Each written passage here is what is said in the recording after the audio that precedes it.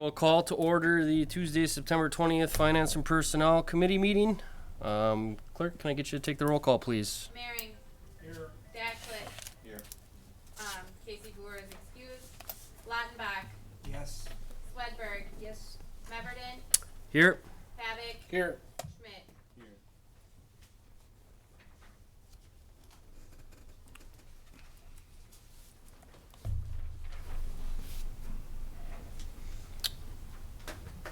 All good? Yep. All right, moving on. Let the meeting minutes reflect that the meeting is held in compliance with the open meetings law. Approval of or changes to the order of the agenda as published. Any questions regarding any changes to the agenda as published? Otherwise, I would accept the motion to approve. So moved. Moved by Mr. Pavick, Second. seconded by Mr. Lautenbach. All those in favor, please say aye. Aye. Oppose? That motion carries.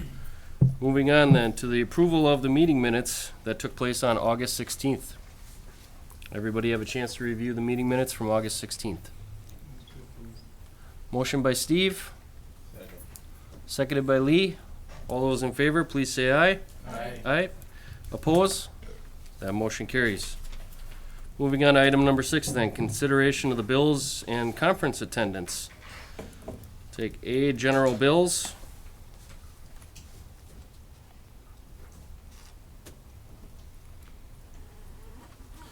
The $1,000 to Cadenza is our agreed upon amount for Carol? Or Sam, Sam? Oh, okay, No. for his, for August. for August, oversight, That is correct. okay. Question of clarification that Midge asked prior to the meeting. I just want to make sure that I'm correct. Midge, why don't you go ahead if you don't mind and ask the question now that Amber's here? The $8,100 for the Better Business, I lost it here. It was a Miller Street loan, Where- Yep, where is quarterly, it- it where was is it, at Midge? about, It's a 0% interest loan that the city had taken out probably 10 to 15 years ago. Page 3. We have one more year of payments and then that one's paid off. And that was Okay. for street repairs? Yeah, street repairs, and the notations I have is that they worked on Miller Street with that money. Was that prior to you being Yeah, here as it was well? prior- Yeah, I came in 2013 and it was done prior to that. That was the city loaning the money to ourselves, No, that or? was the state loaning the money to us. 2010. And Tom Reynolds was still here at that time, and he argued with the state and got a 0% interest rate on it. Is that the final? We have one more year, that's a quarter, so we pay $8,100 every quarter, $32,400 per year, and we have one more year of payments. So that gets paid down, 2024 is complete. 2023, sorry, Mhm. 2023. Any other questions or comments regarding the registry bills?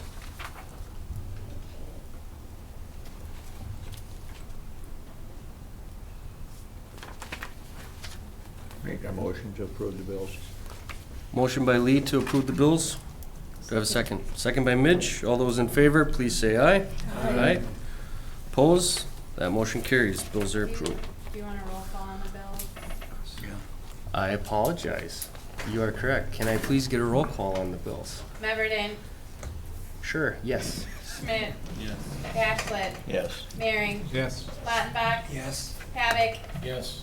Swedberg. yes. Thank you. Rookie mistake, sorry. Moving on to item B then, the conference attendance. Looks like we've got a couple of them on here for Administrator Murphy.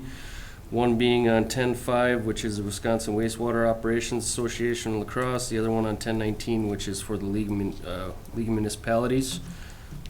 One on for the wastewater operation, that's in Green Bay, not Lacrosse. That's just, That was my fault for putting that down. I thought you said Lacrosse and it was in Green Bay, so. So you're driving, not overnighting? Green Bay, the KI, the first one, Wisconsin wastewater operators, yes, UWA. lacrosse. All right, so you'll be driving from home, That is correct. okay. So you're staying in your car in your You need a voucher for the parking ramp? I can loan you a sleeping bag. Take the truck with a cap. I got a portable radio. I was just down there last week and right downtown La Crosse. I'm It's sure not I'll- like there's anything to do. I'm sure Algoma has a bad name for it now, so I'll have to go and clean it up. Any further questions, comments regarding the conference attendances? Otherwise, I'll accept a motion to approve. Did you leave any open bar tabs down there, just so I know? There's no open bar tabs in La Crosse, not under my name anyways. So moved. Second. Moved by Mr. Pavic, seconded by Jake. All in favor, please say aye. Aye. Opposed? That motion carries. Just keep her clean, man. Anybody, moving on to item number 7, anybody here in the audience that would wish to speak under public comment tonight? Anybody here for public comment? Going once? Going twice? All right, we will move into item number 8, which is old business. We have no old business to cover. So we'll roll right into new business with A, the school contract for the student resource officer, otherwise known as SRO. Chief Remaker, you taking this one? Absolutely, I can do that. I can start it off. Okay. So, everybody should have in their packet, I gotta wait for the mic. Everybody should have in the packet the draft contract with the schools. Now, it has got a little lengthier. We had a rough draft we had before, which is like 3 pages long. It turns out the school and the city use the same attorneys, so our mutual attorney worked with both of us and came and it's turned into a 9-page document. How are you splitting the fees? So on that, instead of part-time, like we just like. No, the attorney fee Oh, for I- putting the I- document together. That I don't I know. think it was a league. Yeah, it was a league attorney, So there's yeah. no cost to us. Okay. Yeah. Sorry about that. So if you want to go through, we can break it out piece by piece, or I can open for general questions, but I think we should break it down just for ease of 2 different pieces. One, talk about the contract, and then we can talk about the pricing after that. I think probably the most common sense, at least in my simple 5th grade mind. So having said that, the contract's it's pretty much like most school contracts are. There's a lot of legal beagle talk in there. What the officer can do, what he can't do, when they want him for. The big difference from this, from previous talks we had, this is a 2-year contract, not a year-by-year kind of deal. And they wanted a full-time officer for the school year itself, not all year round, but just for every day there's a school in session, they want an officer there. So we're talking a lot bigger numbers than we initially talked about. What is that, 180 days? It's, I think it was 170 something. 170 something. Current turns out to be, looking at 20-some thousand revenue to the city to more like 60 or 65,000 revenue to the city, which offsets the cost of the officer going to spend his time over there. But Right. if you want, we can move right into that and kind of. Well, no, I keep going. I just to Sure. Everything else is pretty simple, I guess. Does anybody have any questions about the contract itself? will that apply for Friday night football, anything at Perry That's what I was just Field? gonna ask. Sure. So that's a great question. That's a question I had with Jesse. It's like, overtime is a big issue, and that's what I'm trying to avoid at every possible chance I get is overtime. And talking between me, Matt, and Jesse, what we talked about is this officer's not gonna, that's not gonna be like a first or second shift by definition of our union contract. It's gonna be more based on what the school's needs are, so there have to be some flexibility in there. So what Jesse had talked about is he doesn't mind paying overtime once in a while, but he doesn't really want to because he's using a grant to pay for this. So what he would prefer to do, and I'm on board with him too, if there's like a football game that night, well then maybe Brad comes in a little bit late that day and stays late for the football game, or he adjusts off earlier in the week and then stays late that day. So that way, neither of us are paying overtime, and in the way the contract's written, Brad needs permission to work overtime for the schools. He just can't stick around and work overtime. Because that was actually a big concern for both the administrator of the schools and myself. I'm trying to avoid any possible overtime as much as we can anyway. Okay, so that would include basketball games Yep. or volleyball? Correct. Homecoming, prom, that kind of thing. Or yeah. softball? Yes. Okay. Would Brad be available then to you at all during the school year, or not at all? Great question. So that was another concern we talked through. So we had it kind of clearly defined in the contract, and it is, it's in here somewhere. I forget the exact spot, but as far as the flex schedule that we were just talking about, Jake, that's item 4 on page 6. As far as being available, if there's an emergency, what we had worked out with Jesse is that he'll notify Jesse if there's an emergency somewhere in the city. So if there's an, I don't know, the city hall's on fire, or there's a shooting down at, Smashing the Rocks, he's gonna call Jesse, who's the school administrator, saying, hey, I got an emergency, just go take care of it, come back when you're done. We want him checking with Jesse, so, building the contract for the future, not so much who's here now, that an officer just doesn't willy-nilly leave when he wants to leave. So, If he takes vacation, who's gonna cover his shift then? the way it works out there is we have to work that with the school, or we send another officer in his place, which would probably be me because I'm free. What happens if you've got a miscreant that needs a ride to Kiwanee? Well, that's if Where you still got Yeah, something? juveniles are differently. With the way that we work with juveniles is 99.999% of the time we give a citation out. We actually don't take them into custody. What that does come in, and actually does happen, human services are involved. They usually go to Brown County for that.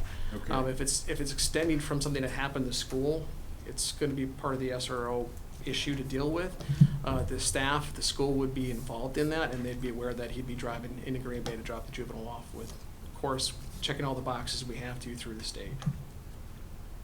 Okay. You handle juveniles a lot differently until they turn 17 versus an adult. 17 or older are considered an All right, adult. so if he does do something like that and is off campus to Brown County, Yep, the school is still paying the freight because Yes. we're transporting? yes. They're still paying for Brad's use, yes. Okay, all right. Same thing if Randy Jr. didn't want to get for school today, and I live in Division Street, and we had that call today. School calls, hey, can you go knock on Randy's senior's door and tell Randy he has to come to school today? Well, that'd be within the city. He can go over and knock on the door and say, hey, Junior, get up, come with me, or I'm going to give your dad a citation. So truancy Yes. is covered in that as well? I just have a bunch of questions on certain things. Sure. Do you want me to do them now, or do you wanna keep going with stuff? Or- Whatever you prefer, madam. Well, on page 4, number 6, so the 2-year, you're talking a 2-year contract with the school, so they give a 60-day notice, and we're counting on that money. Okay, so they give a 60-day notice because, whatever, it's no longer in vogue to have a SRO officer, or whatever the case may be. So then, where is that money going to come from? Then the city's on the hook then to either have to terminate him, which would look really bad, or we would have to hire him full-time, and then all that money that we had coming in for him would then be based on the taxpayers, well, be put on the taxpayers' back, basically, then, right? Okay, so we're talking two different things. Hopefully I can try to clarify this. So the SRO would be Officer DeTemple, who's actually a full-time officer now. So his status doesn't change as a law enforcement officer of the city of Algoma. He just maintains that, where his sign changes. Just like if you're in a big police department, you work traffic, or now you're working the field, or now you're going to be a detective, you're still within the police department, you're still an employee of the city. His status doesn't change. As far as how this affects the schedule and how we deal with that, that's another issue, and we can talk that now, or we can go into it later, because yes, they would vacate a whole full rotation within the schedule itself, which we would, my recommendation to council would be to hire someone for that. That's a whole nother ball of wax. So you're not looking to hire another officer right now for this full-time position, you're looking to just fill it with somebody that's already currently on the force? Yes and no. So the person on the force would be used to fill for the school. We would have to hire someone to backfill him on the work schedule. So you're still talking hiring another officer then for the city? Yes.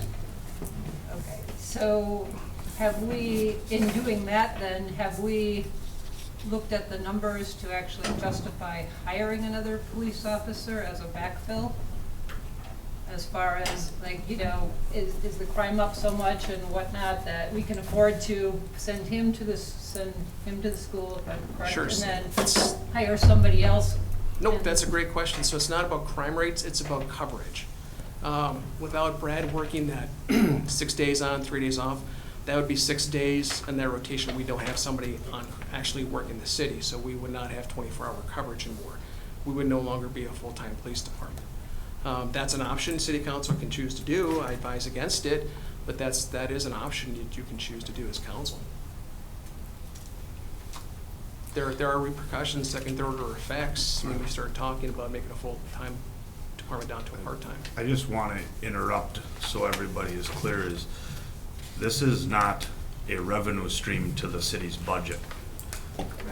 Whether we keep what we currently have or we hire anybody, and I think the answer to your question, Midge, and not to discredit your question, if the school district would decide in 60 days to bow out of this contract, we would then lose that funding.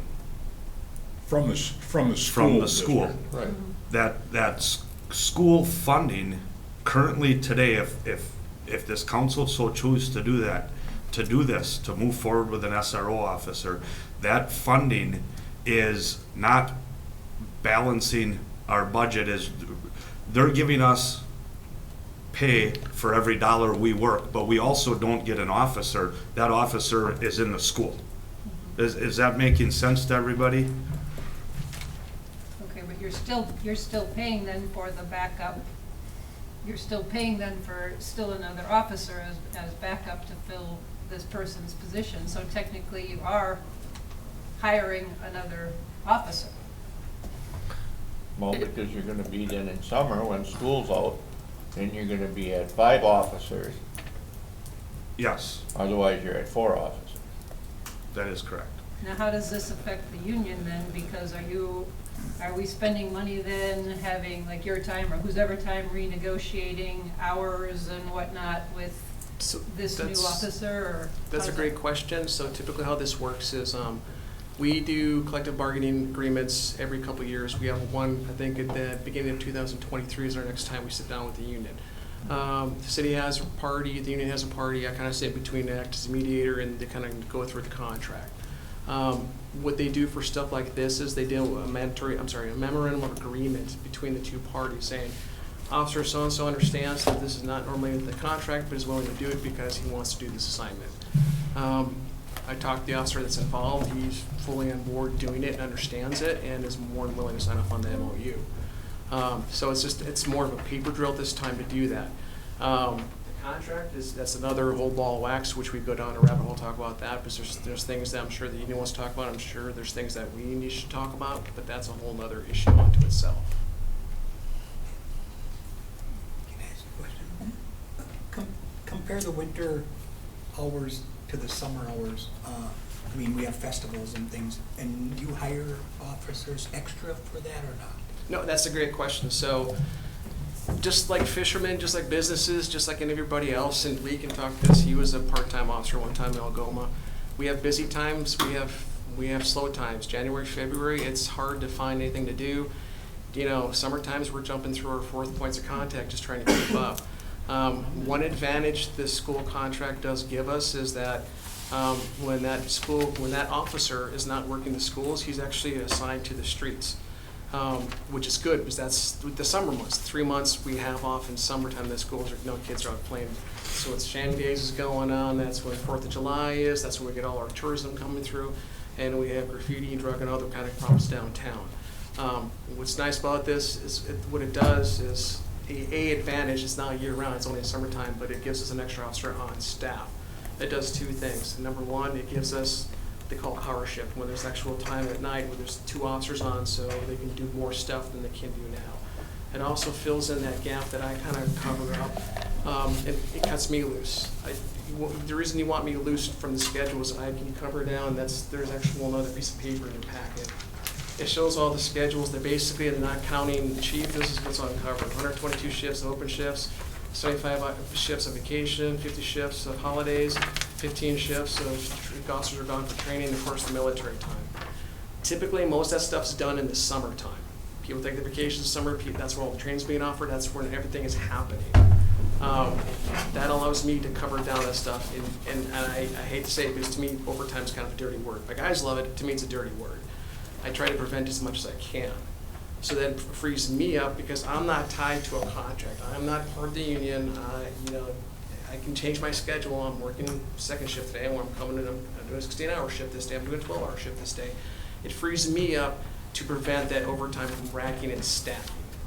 I'd be nice to be able to do it all year round, but I'll take what I can take. In the summertime, it gives me a break for an extra person, and frees me up in the summertime to cover shifts, training, vacations, sick, whatever. Save the city some money.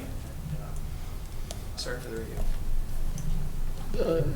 Chief, just a quick question. I got a point of clarification, but looking at this schedule, what is Brad's current schedule like today? Sure, so, This is 11 to 7 is the proposal, or? it's gonna be kind of a quasi, Are you on kind this, Scott? Yeah. Yeah, so the administrator asked me to kind of put that together in case people wanted to see if it was like during school versus not in school. For the school itself, he'd probably be stuck to a school schedule, i.e. starting around 9 o'clock in the morning when they get in. We don't have a schedule that really fits that, so he would basically work in school hours Monday through Friday and have the weekends off. During the school year? During the school year. It's two-sided this year. Yep, One no, side, just so everybody knows. I did notice that, but they've So, got, for those who don't know, how the police department works is a collective bargaining unit. I develop a schedule, kind of like with this saying, there's no names on it, just, positions, and by seniority, they get to pick and choose. I'm the oldest guy, I pick this shift. Next senior guy, I pick this shift. So what happened is there would be a bid shift, normally it's year by year, but for this, we'd have to do two of them. We'd have to do one for the school year, where Brad's not there, and then we'd have to have another one when Brad is working the road, and that would be the summertime. So it'd be two bids based on this seniority, and they'd pick their shifts based on, who's the older guy or older gal in the police department. To answer your question, the way I was looking at it, going into this year, going when there is no school, having that extra officer, it could be Brad, it could be Ann, it doesn't matter who it is. You still have your first shift, you still have your second shift, you still have your third shift, you still have a split shift, but that power shift, I would have covered down on the first shift that's vacant right now, and covered down on kind of a late day shift, late swing shift, early graveyard shift. Right now, it'd be kind of starting, I think, at 11 a.m. to 7 p. No, I'm sorry. It's on the schedule. Number 4. 11 to Yeah. 7. 11 to 7. I think going future and talking to Matt, part of the stuff we need when we talk collective bargaining units, I'd like to add some more possible schedules so we can actually schedule people. And to simplify where I'm going with this, or my question is, during the school year, how many boots on the ground are we gonna have, including yourself, versus during the summer? Because I understand where there's overlaps, where there's Yep. sometimes double duty, double officers on duty, I totally get that, but Yep. I just wanna make sure during the school year, we don't actually have 3 people on at the same time instead of 2 for a brief period of time. There could Just- be, there could be that just because of just overlap. I mean, there are gonna be days like that. You're gonna have 3 on duty. Yeah. You will have 3 officers, 1 in the school, 2 in the city, from 7 a.m. to 3 p.m. If you follow the sergeant's schedule, every day that he's on, you'll have 3 officers on, because he's on strict days. Officer DeTemple's on strict days, the chief is on. So if you follow the sergeant, the SRO, every day that Monday, Tuesday, Wednesday, Monday through Friday, you'll have 3 officers on duty. Is that correct, Randy? During his scheduled shift, and when he's not working, it would just be myself, and if it's a school day, then the SRO would be on. I have a question for you, Chief. This is a new program. Yes. Sorry. That's okay, I'll wait. How will you measure the success of this program? That's a great question, both for me and Jesse. So part of it's actually written in here, we have to give daily reports up to the administrator. And a lot of this can be sitting down, look at the stats, because we have to keep stats on all this, because they're using a grant to pay for their end. And actually collecting data and actually getting feedback from the key stakeholders, which is gonna be, of course, the city itself, and of course, the school staff and administration. So are you saying that this first year will sort of be a baseline year that we will measure from, or do you have existing stats that you're looking at and evaluating the first year against those stats? The problem is, since we never done it before, we really don't have stats to compare it to. So this year will be the first year, and we actually start collecting data on it. The benefit we have from the collective bargaining unit, we can look at different schedules and talk, see if the union's willing to meet us part way, and hopefully make some adjustments to this, because it's a 2-year contract. So I would like to see us after the first year, anytime you do a plan, and I'm a military guy, but you learn from your mistakes and you make adjustments. So if there's something we can adjust, if it's different hours or if it's a different way of doing things, that has to be taken into consideration. So you have to monitor the plan. You just can't say, here you go have fun, see you later, see you next year. It's constant feedback, readdressing, looking at the calls, looking at the stats, looking at the reports, looking at, feedback back from the school and from the students and the parents, saying, how can we serve this better in the interest of the school and to the city? Do you have anecdotal information from other forces that have had SROs to kind of pick their brain about what changed in their communities as a result of it? I'm talking to other jurisdictions. The biggest feedback I get is it's not so much statistical data, it's quality of life of the students and the staff of the schools. What they really true attending, and I'm speaking for them just from what I'm hearing, so take it for what it's worth. I asked you for that. Yeah, no. In our society, people get scared when they see the uniform. You can ask Kevin, he's a sheriff's deputy. He shows up now, he looks nice and fuzzy. He shows up in a sheriff's deputy uniform, it scares people. Having that officer or deputy, Brown, sorry. It humanizes the person behind the uniform. It also helps us interact with other agencies, be it the school, be it the counselor, and more importantly, with human services. Because there's a lot of services that need to be handled and people put in contact with that, an SRO is probably not that guy who does it, but he's the one who can make everything happen. He can take this individual, contact human services, contact whatever he needs to reach out to and get those people whatever help they need. At the end of the day, it's about building relationships with your community. Investing in the future, and the children are the future of Algoma. To me, that's where you should be putting your money towards, your future. And just to reiterate too for the group, this is something that we've been working on for several years. This goes back to the previous administrator at the school, and it always came down to the dollars and cents, right? And it is a good thing. It is a new thing. I think it's something that I definitely support 100%. I think the schools, it's great for the kids. It's great. It's something that the school district wants. It's something the community wants. So from that standpoint, I think it's a great thing. Support it 100%. It's good to see it finally come to fruition after Almost 4 years. 2 quick points of clarification or questions that I have. Yes, sir.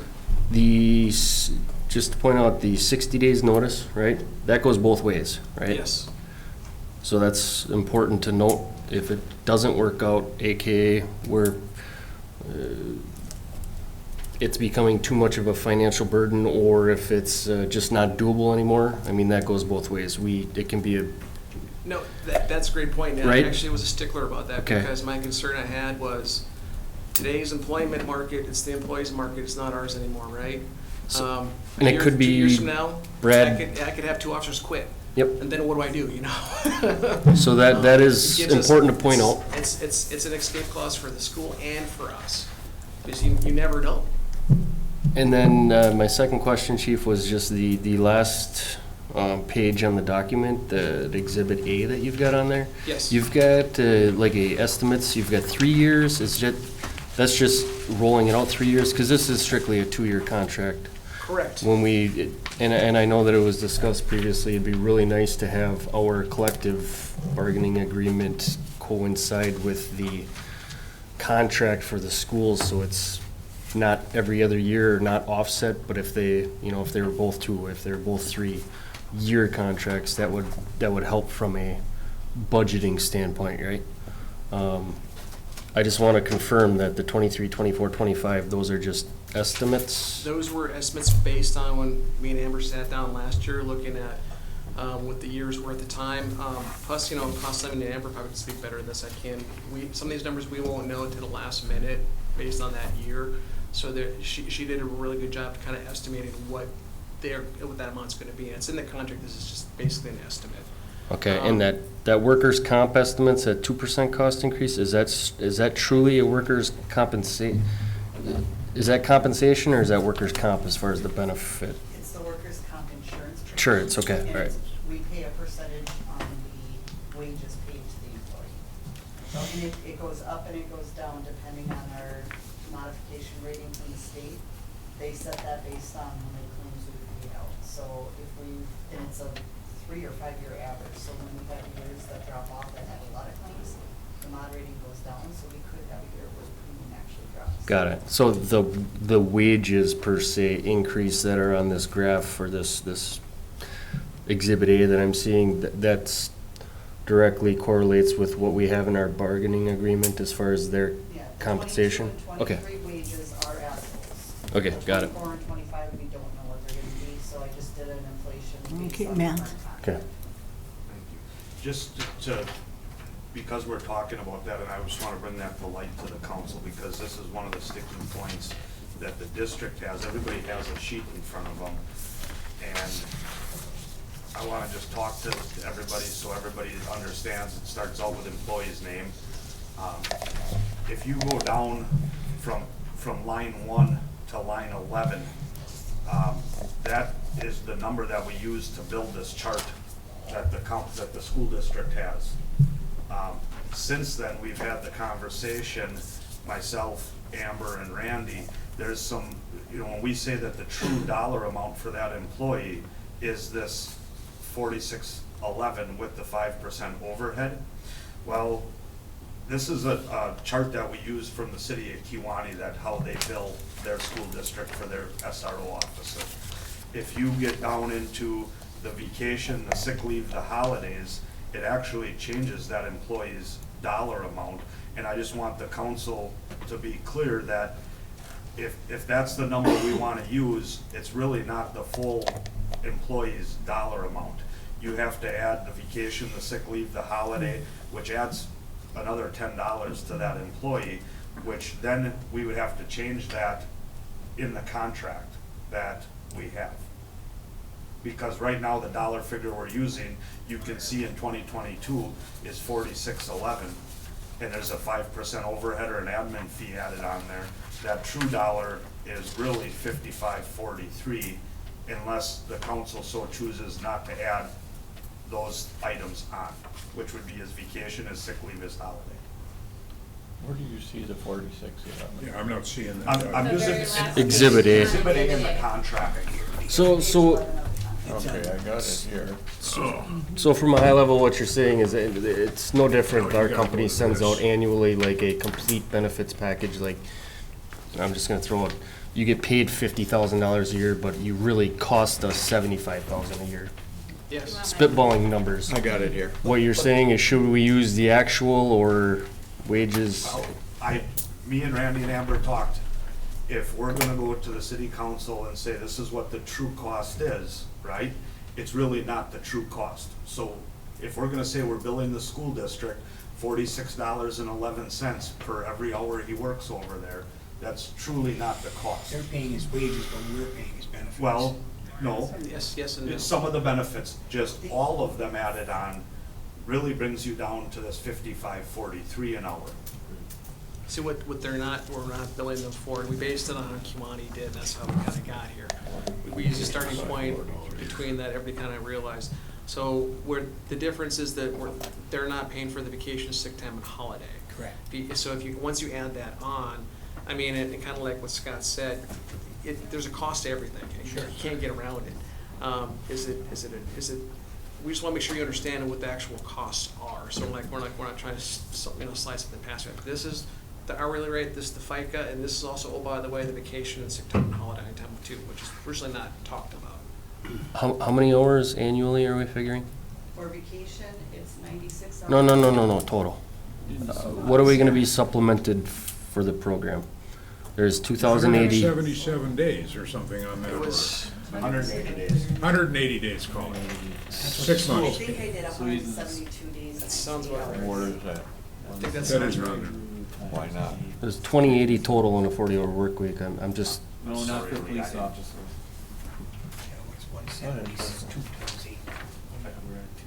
Yeah, Is it it was around I'm listening 170 to to three 172 days I wanna say it's 100. and 8 hours per day. what is the total? About 172. 1376, Scott. Thir- Times 8 hours. 1,400. Round it up. 1,400 So we're paying times 10.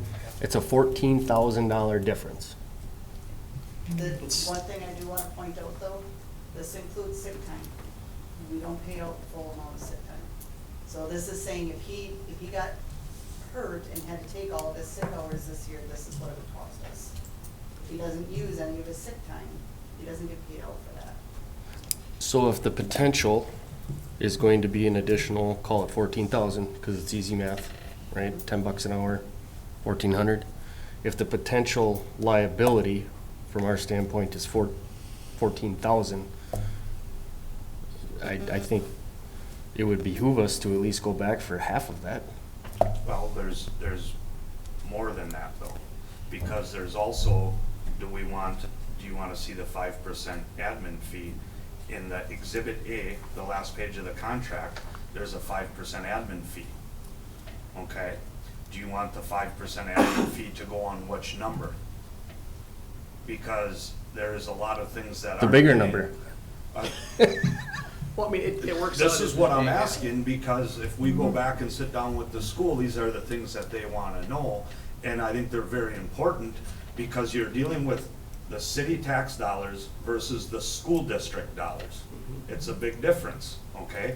The district is spread out. You also have the town of Anape, the town of Pierce, and a little bit of the town of Lincoln, that their kids come to school here, okay?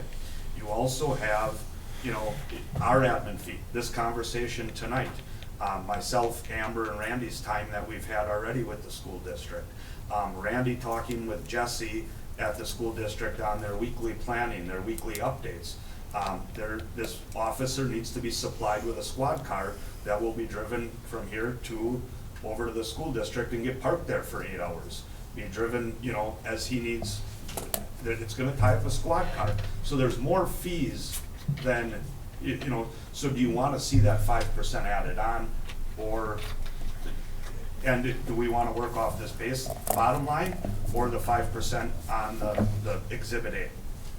So I'm just letting you aware of, when you start to get feedback, there's more to it than, why is there a squad car parked at the school district 5 days a week? Is it necessary to be there? Well, I don't think we can send an officer over there without a squad car, because if he has a call and he has to come to the middle school, or, you know, we can't have him running around with his personal vehicle either. So it's taking a squad car, the whole school district, out of the rotation, out of us having another car. Now Luxembourg pays a little bit towards the squad cars if we buy. That is not currently added into this. They So have do an you want, actual fee for that. is the 5% okay, or these are some things that I'm putting out there. I want to make a comment. I actually was at the school talking to them about this at one point, and they kept assuring me that they were going to reimburse our entire cost of having that officer. So that being said, they were telling me that 5543 is the number we should be going with, and then adding the administrative 5% to that number.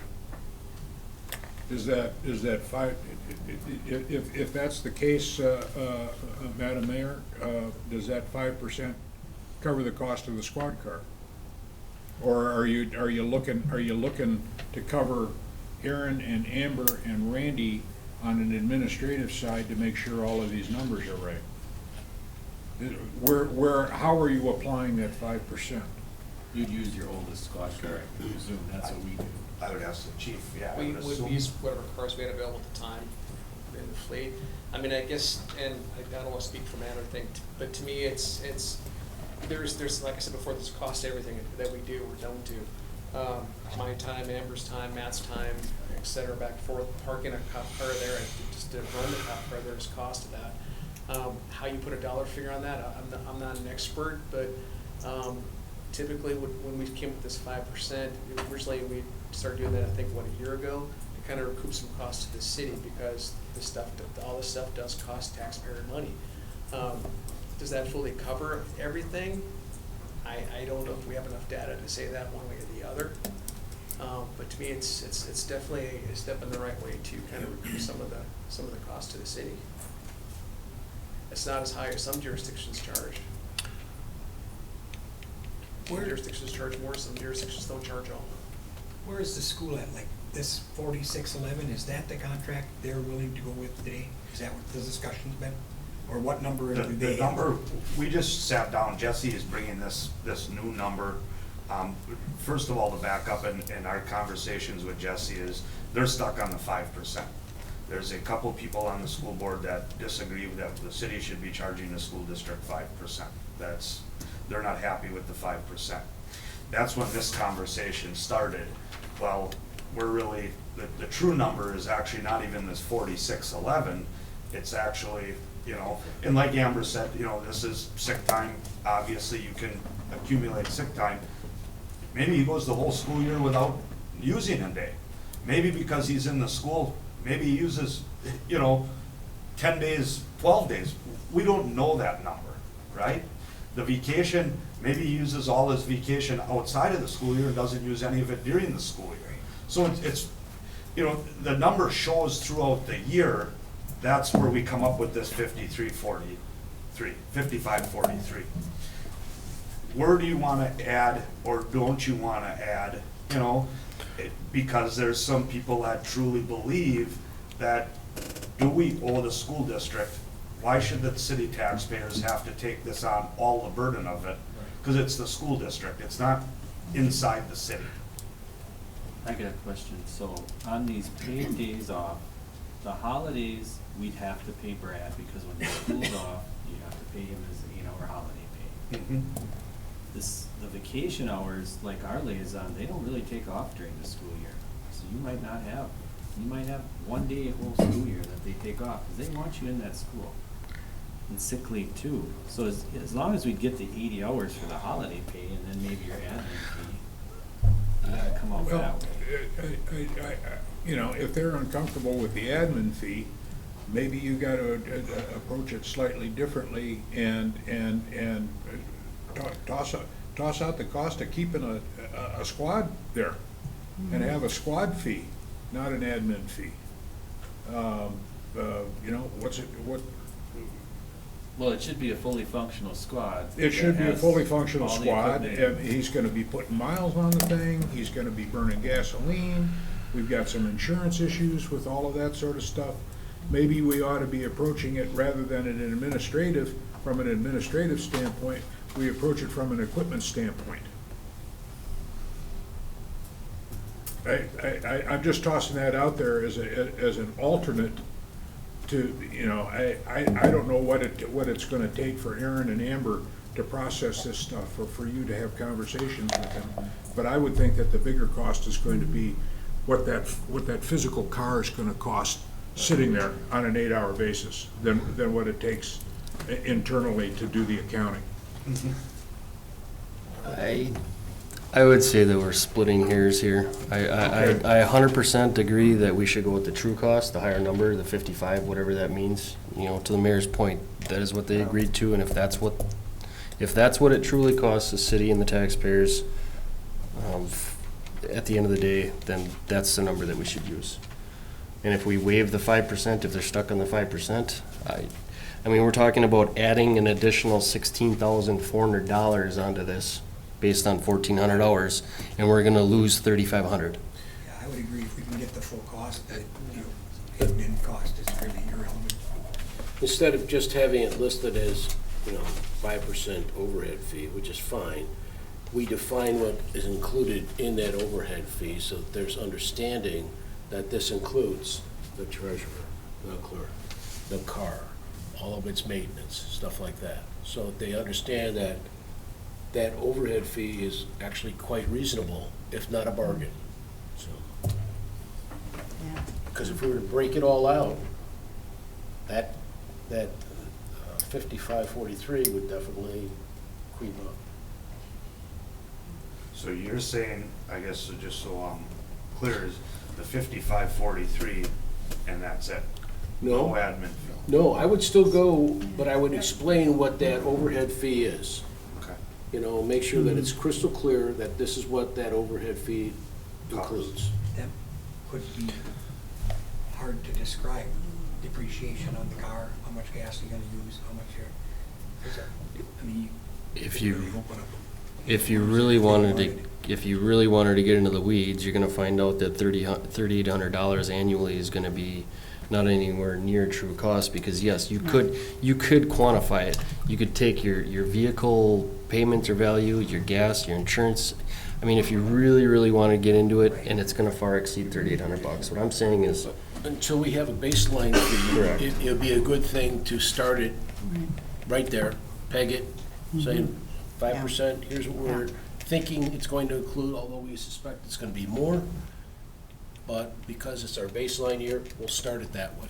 Yeah, yeah, I would agree with that statement too. The 5% for the cost of the car, if we itemize and say, hey, we're getting the car, that's a bargain for them, to only pay that much to have a car tied up there. So I still think we should do the 55 number plus 5%. Okay, I still have a couple more questions. First of all, one thing I don't think we should do is, they're saying they're going to send us a bill semi-annually. Why should the city have to fork out all of this person's payroll for all those extra months? I mean, why would Aaron not be billing them monthly for his salary? Otherwise, you know, they're getting the interest then on 5 months worth of payroll, and we're fronting that money because we're expecting that money in to pay this person, correct? Can you answer that?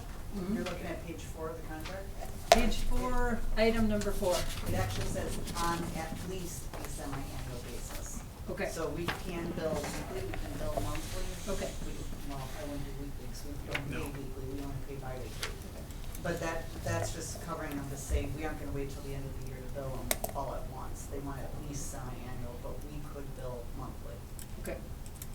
And then also, when you were talking about, if you're looking at figuring out evaluation purposes, number 5, it says, the district administration shall provide input to the Oklahoma Police Chief on a semi-annual basis for evaluation purposes. Well, to me, I think you'd almost want to know monthly what's happening up at the school and how things are going. If we don't have any kind of baseline or whatever, then, you know, or at least quarterly for trying to figure out, you know, how things are going. Because again, if you're waiting 6 months for you to get a report on how things are going with the officer in the school, it's a little. So that's a great point. I think you might misunderstand that. So we're talking employee evaluations versus feedback on the ongoing operation.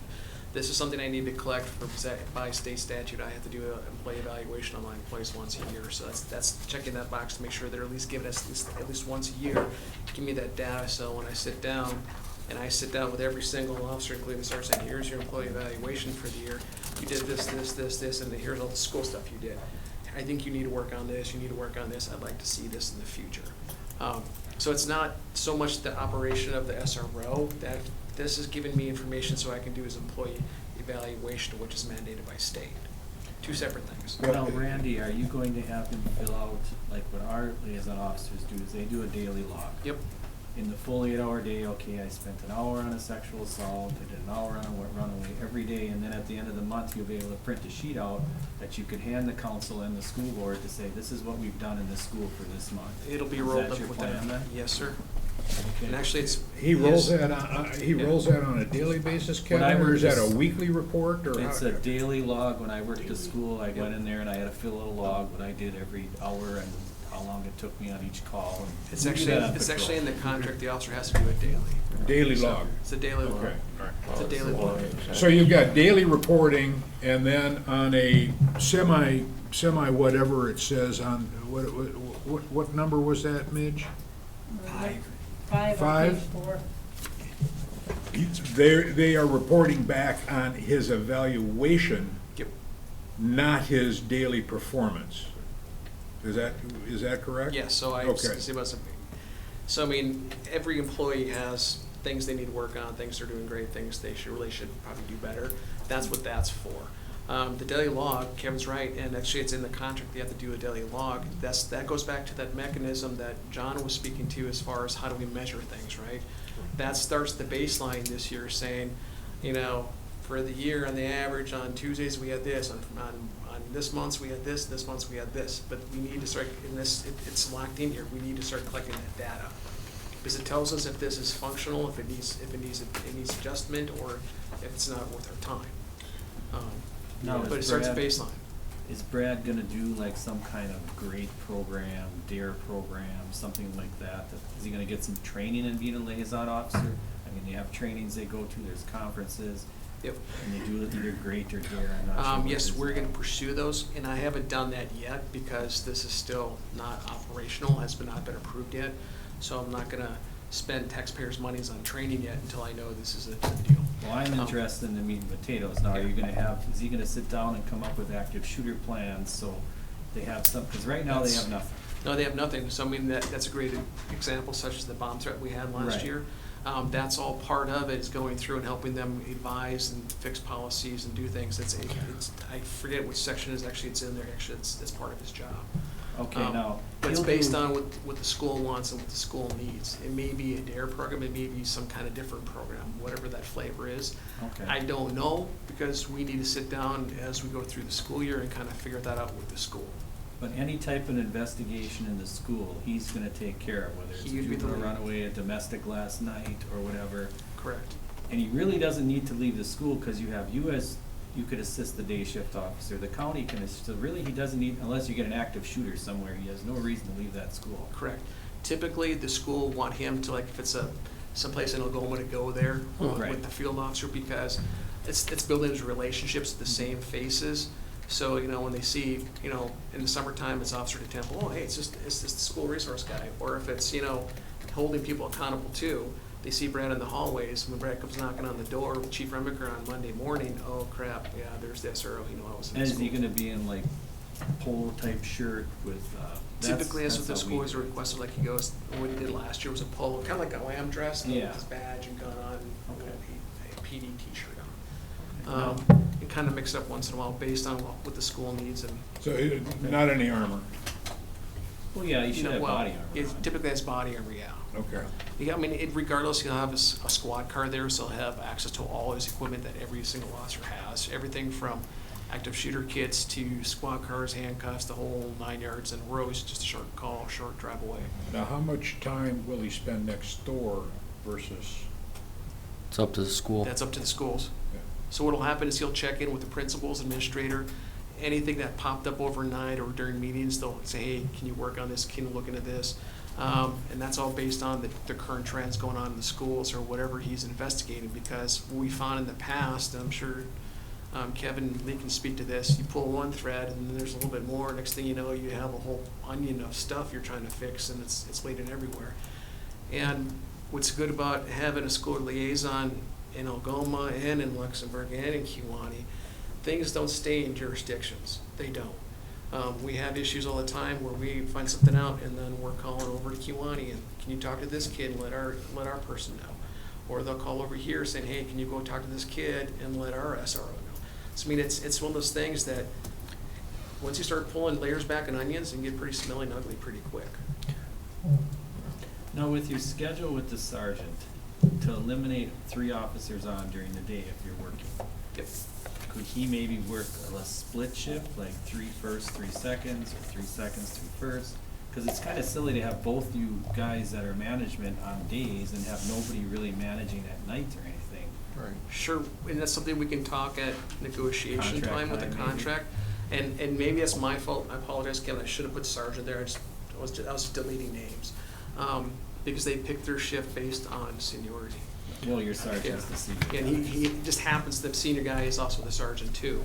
If he was the lowest guy, then he'd get whatever shift was left over. That's something I can talk to Matt and see how he feels and with council's, direction, see what we can talk during negotiation time. I think there's a lot of stuff we can look at, we can look at 12-hour shifts, there's a bunch of stuff, I don't wanna go down that rabbit hole just now, because I see Matt kind of waving at me. Just related to SRO, point of administrator, is there something you're gonna say? Otherwise, I was gonna make a motion. I'd like to formally make a motion to move ahead with the SRO contract with the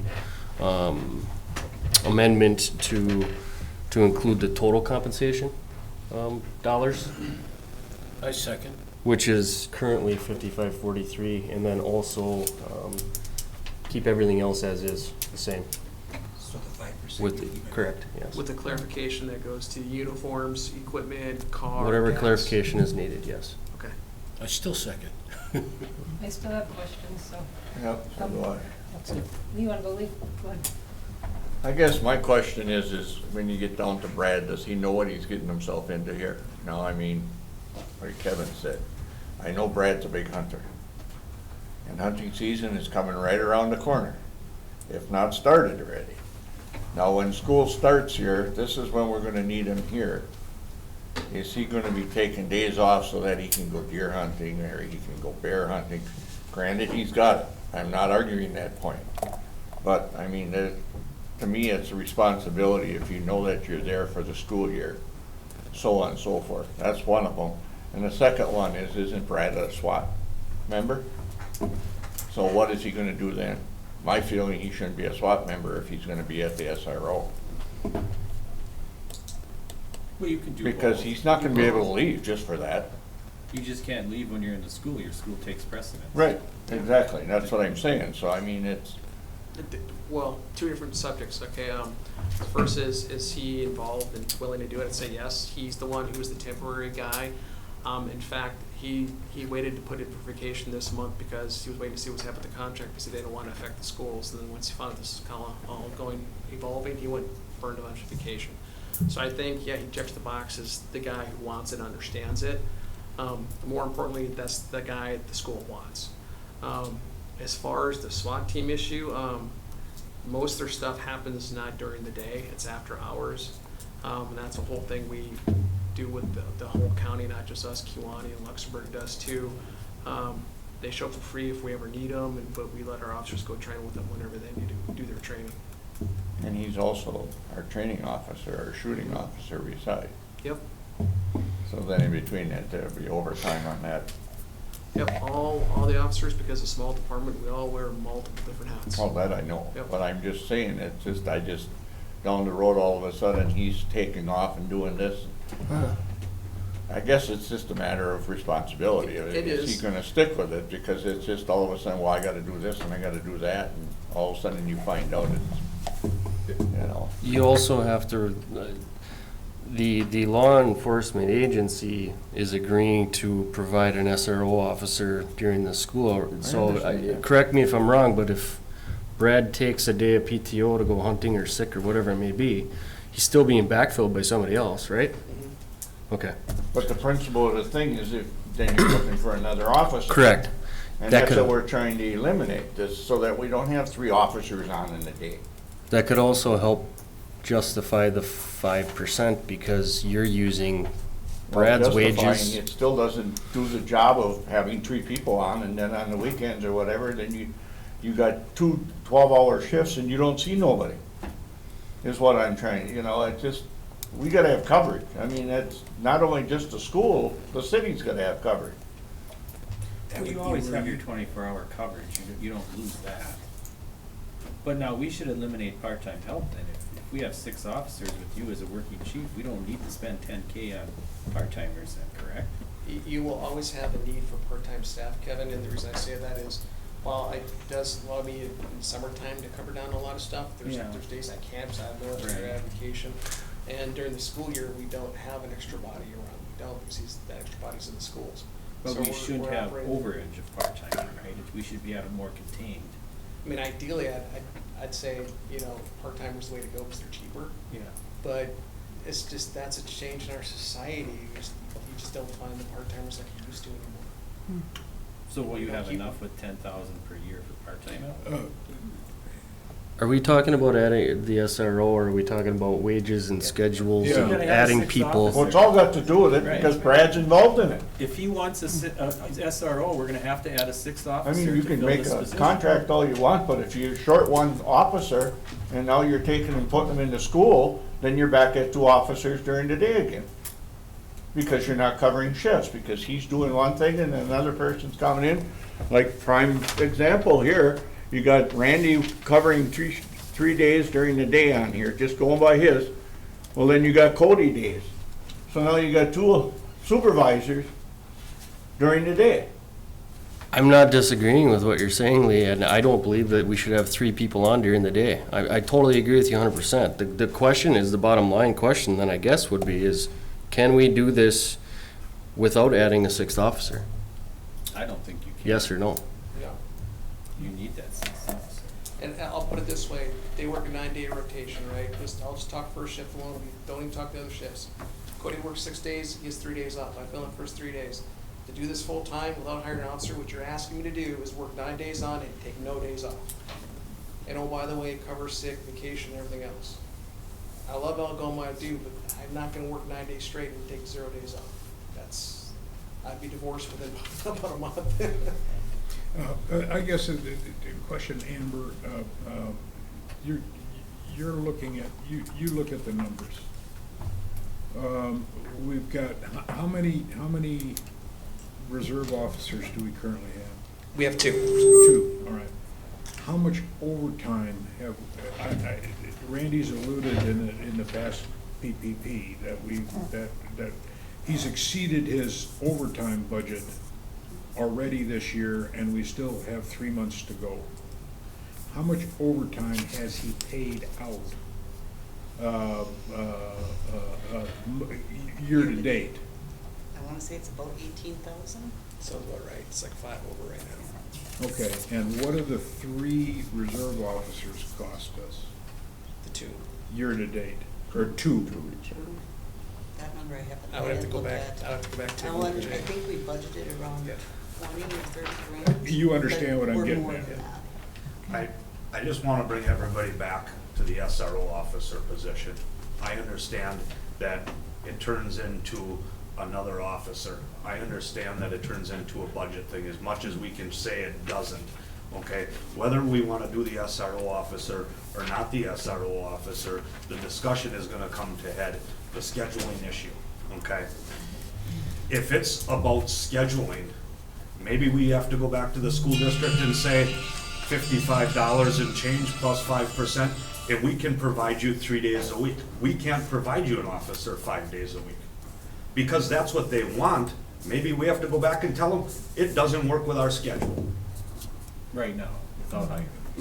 Without anything, maybe it just doesn't work in our schedule. Well, and that's the reason That's- I had asked for the That's what I'm saying scheduling is, we don't have to, it's the council's decision.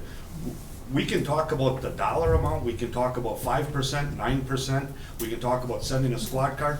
Maybe we should have the conversation and say, Randy, what can you send an officer up there? And that's what we should go back to the school in the contract and say, we can provide you an officer 3 days a week, or 4 days a week, or 2 days a week. We can't schedule an officer over at the school district 5 days a week. It doesn't work with our schedule. Maybe that's the conversation we should have. I mean, because that's what the school district wants, okay? There's a lot of wants out there. This is what we can do. And maybe they come back and say that doesn't work, we want more, or we want, you know. Right. We started this conversation with last year in the end of the school year, the spring, let's get somebody over there 20 hours a week. Let's see how this works, okay? And we did that. Now there's a new administrator, or a new superintendent over at the school. He wants somebody there 40 hours a week. Well, there's things in this city that we want too. Some things we can afford, some things we can't afford. You know, so that's, this contract isn't rubber stamped, okay? If you wanna go back to the school and say this is what we can or can't do, this is the time that we can do that. You know, I don't wanna see us put our backs against the wall because we told them we're guaranteeing you this. Maybe we can't guarantee them that. Maybe we need a sixth officer to fill the breaks in the schedule. Maybe we can get rid of some of the part-time help and tell the school we can give you 3 days a week. I'm not saying the school district is gonna like that, but up for conversation. I'm putting it out there that because that's what they want, doesn't necessarily mean that's what we have to give them. And that's kind of what I was concerned about is, you know, I'm not against the SRO, I think that's a great thing. But if we're having problems scheduling now with what we got, now we take another person out of the equation, now we're gonna be even worse. And is it gonna help if you do hire another guy? Because, you know, it still comes out of the budget, you still gotta figure one extra person. And it's just, that's my concern, is, you know, that was my biggest concern that I had asked for this, your scheduling, so that we could kind of look at it and say, okay, yeah, I guess we can do it, nope, we're not gonna be able to do it. Now, that's when you decide, okay, do we want sixth officer,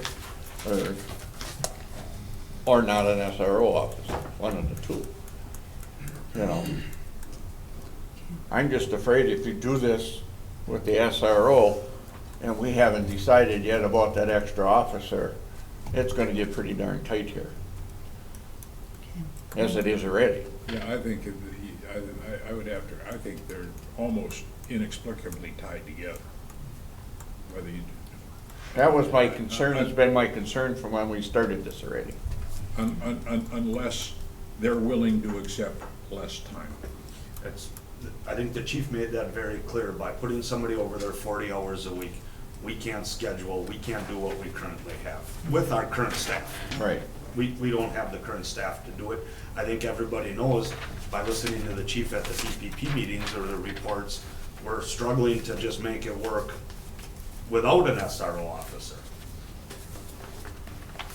So you don't believe that part-time help would go down, say you hired a sixth officer, then would part-time go down, or you still think that it would be a necessity? You gotta remember though, during the school year, you're not gaining anything because the sixth officer, we're just losing 140 hours every week. So you're into the going school back to your district. 4 people. So really all we're gaining is 3 months out of the year. Right. And that's exactly how I'm thinking it, the 3 busiest months.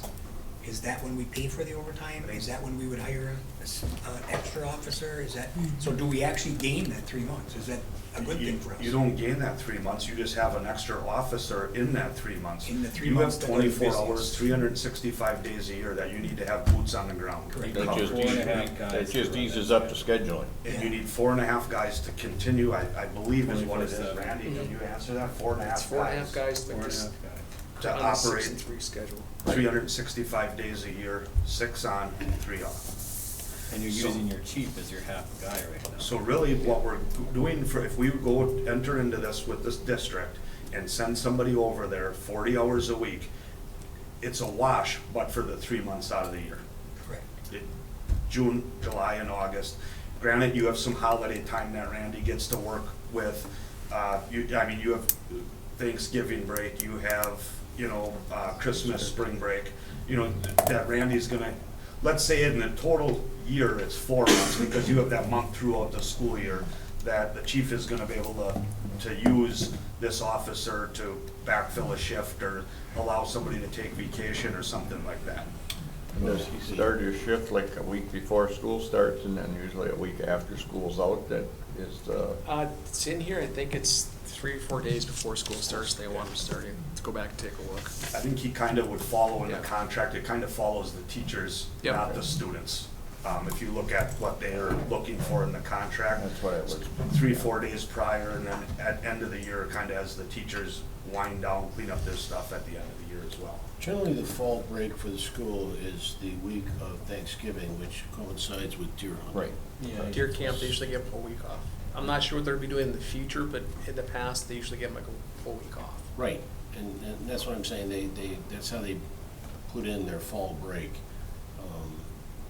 to address all of those issues, because if you didn't, you'd have half the school population gone hunting, you know, so, they decided to do something culturally appropriate, and No, just say, hey, Another question, in that situation, if you're out for basketball, no matter if it's football or not, you're still there doing practice. Now, is he gotta be, if there's people practicing and doing that, is that still where he's gotta be involved in, or no? It's up to the school if they want him there or not. Then we have to adjust the schedule. I think they're setting his hours, Yeah. not us. You know, They're saying, you're gonna work 8 to 3 today, and tomorrow there's a basketball game, so you're gonna be 11 to 9. not to exceed 40 hours. But then they should have that in there. So if we hired your 6th officer, which would help with the schedule, and kept Brad on a 6-3 schedule, you'd get, some weeks you'd get 5 days, some weeks, according to this, you'd get 4, some weeks you'd get 1. So they'd just be paying by the week then, or by the day. It might not be 1,400 hours, it might be 1,200 hours a year. But then you're getting more use of that 6th officer, where he's not stuck in the school all year, and not helping you with your patrol schedule. But they won't get their full-time off, their full-time SRO. So who would be the one that would be sitting down then, like Matt said, you know, to figure out scheduling so we can actually go to this, to Well, the you're school s- district and say, here's what we can do, here's what we can't do. So would that be you, Randy, and Amber? That- so and that- have somebody yeah. sit down and So figure out exactly? I guess, and I won't speak for Matt, but I guess we're looking for some far as decisions, what you guys want to do. A, do you want to do a contract, yes or no? B, what, there's the financial part of it, what part do you want to pay, and as far as, do you want this to full-time? Or I guess now is, do you want a full-time SRO or not? We can adapt, we're staff, that's what we plan, that's what we do for you guys. I guess I need some, as far as guidance, what are you guys looking at to do? What are you considering? I just.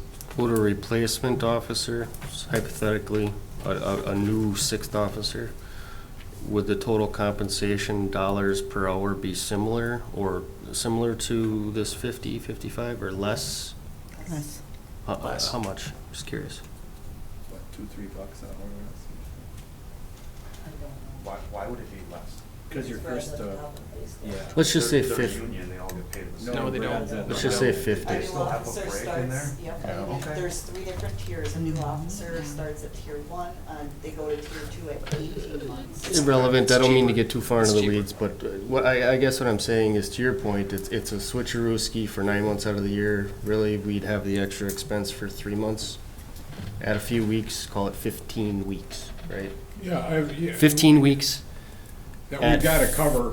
we gotta cover, that's gonna be an additional expenditure to the city. 15 weeks, if we round it to $50 an hour, it's 30 grand. It's 30 grand Well, a year. one nice thing about it would be is you wouldn't have probably the overtime in the summer, you know, with this going with the extra guy, but at the same time, and then, I'd still like You the know. clarification though.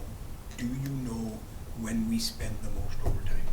When do we acquire the most overtime? Holiday seasons Asked and it in summer. 3 different ways, and I can't get an No, answer. we can take a look. The I problem mean, is it just random? And if it is random, a lot of it is Okay. random. Overtime's Vacations, yeah, random, yeah. vacations Okay. tend to be in the summertime and on holidays. Overtime, like Kevin said, like EM1s, late calls, it's just typically we're busier in the summertime than we are on in You the get an winter times. EM1 at the beginning of your shift, it's gonna be a 12-hour call, so that officer, you're gonna pay 4 hours overtime, I just- because no There EM1s was are a ever. pattern. them always land a half hour before your shift is over, so. Every Tip- EM1 yeah. you get is always 12 I'm hours. fine with the random Typically, answer. typically, and I would have the research to actually tell you, but I want to say off the top of my head, just looking at stats, summertime is when we're jumping through our butts. That's the busy time, and that's where it'd be nice to have an extra officer, yeah. That was, my point is that we would gain those 3 months. Yeah, it will cost us 30 grand. Maybe we'll lose some overtime, and we have better coverage for the months when it's busy. I don't know that that's a bad I thing. mean, it hopefully should cut down our overtime and the use of a part-time officer, Correct. and even, and I hate to use that word, but when we do have to pay someone overtime, it gives me an extra officer the whole year to call saying, hey, Brad, I have no one else, can you work this shift for me? I mean, it is what it is. I said, when we started this conversation, I don't know, 3-4 years ago, I can't give you a perfect answer. There is no perfect answer. Well, on the fact that we're already, what'd you say, $18,000 over budget already with overtime, and then you're talking, starting already this, starting to hire somebody, then you're talking an extra 30,000, so is that something we can even afford to do at the end of this year? With adding that in, I'm just Sure. trying to So We throw wouldn't some see that numbers until here. next summer, Yeah, I think roughly next summer. some $5,000 in the line item budget number for the overtime. Where our saving grace is, this budget was passed, FY '22 budget was passed with an actual extra officer. We've never hired that person. So that funds that was designated for that officer are not being spent. They'll get spent, trust me, they'll go towards overtime. But the budget is set up for currently 6 officers, not 5. Sorry, Mitch, that was done before you came on board. I'd like to make a comment. We had a motion and a second, and now we're Just gonna doing say all that. this discussion on it. Right now, we're just trying to see if the school will agree to this higher amount of the motion. Correct. And I They may think we tell should us- negotiate this other stuff after they say they're okay with what the motion was. So I'd like to entertain a roll call vote of what the motion and second was. Just to add clarity Yeah. though, and yes, that there is a motion on the floor in a second. Is that all you want to talk about, is the wages, What about the full-time 5%? At this time, I think. at this we time? are. Because they're going to their school board on Monday for this conversation. We won't be meeting again, Yeah. so. Yeah, I'm inclined to, if that motion needs to be amended, I'm inclined to talk as a full-time, Okay. not as a 2-day or 3-day. I don't, that's like saying Gus is only gonna cover If they accept fires everything on else. Tuesday, Thursdays, and Sundays, it just, He agrees, that's. yeah, he agrees, that's all right. Okay. Okay. Can I still ask a question though? Yeah, I was gonna say, do you have any more questions? I still have before we do questions this? on this. So as a part of the contract, page 4, number 7, I'm trying to understand, it says, district for any claims, suits, damages, costs, or expenses whatsoever of any kind and character that may be asserted or assessed against the district due to the acts of omissions of the SRO, the law enforcement agency, their agents or employees. The parties specifically agree that the SRO is and shall remain an employee of the law enforcement agency and not an employee of the school district. So, when you're talking omissions there, doesn't that give the school just, so if they haven't said something to the officer and said, well, we were expecting this of you, but I guess we omitted it, so now No, the city might be liable on something, because with No, omissions, that's- it's kind of a weird, The omissions would be something that the officer didn't do according to the rules, not the school district. And what that is saying is that if the officer does something, he has to arrest somebody that required reading Miranda rights, and he did not read the Miranda rights, that would be his omission. They're not liable, we are. They're not the school district isn't liable for that, the police department would be. And we are liable for that all the time. Law anyway, so, enforcement. Yeah, we're on the hook for it all the time. Enforcement is, that's the police department's. Number 8 on page 4, who determines what an emergency is? Because if we're gonna have, if we're short-staffed already, so every time there's a little kink in the road, well then, I need Brad to come back, or I need this to happen, that to happen, then, like, for Aaron's purposes, or even Amber's, how do you even determine, their salary? So suddenly, how does everybody know when the said officer leaves? So say there's an emergency that whomever calls it, and he leaves, you're talking about splitting. It's gonna be just hard, I think, just from an earning standpoint, for a payroll standpoint, like how do you figure Hopefully it So never happens. That's actually, no, that's a great question. I'm actually the one who brought this up because they originally eliminated this part and we made it put them back in. So this is meant to cover those situations like, God forbid, we have a shooting down at the bakery or something. Brad has to run there, take care of business. We don't want him thinking, well, I can't leave and take care of kids. Meanwhile, people are getting hurt or bad stuff's going on or an officer's in trouble. The intent for this is, oh crap, there's something bad going on. Brad calls just saying, hey, I'm going over here. He's like, fine, just get back as soon as you can. It's not going to impact as far as wages or anything else. That's just cases of emergency, and there's a need in the community. The citizen needs help, or an officer needs help. He's a sworn officer of this community. He's got to go help that person. So he There's a would contract. he would not be a first responder assisting Gus or No. No, this is whatever. like- That would be Yeah. the line, the shift officer Yes. would be doing So that. there's always somebody else on. Remember we always talk, there's 2 or 3. That's what there's, Now, if Gus himself is in some drunk pulls him over, hits him in a car, and he starts fighting with them, yeah, well, he's a citizen and help, we're gonna go help Gus. If I don't know, I'm on an EM1, Cody's in jail, and Brad's the only officer in town, yeah, he's gonna jump his car, run down there, and take care of Gus.